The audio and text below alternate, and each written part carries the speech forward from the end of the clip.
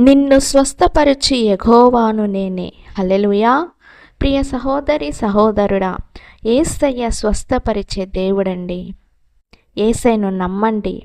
అనారోగ్యంతో బాధపడుతున్నావా? డాక్టర్స్ చేయివిడి చేశారా? ప్రియ సహోదరి సహోదరుడా, యేసయ్యను నమ్ము. యేసయ్య స్వస్థపరిచే దేవుడు.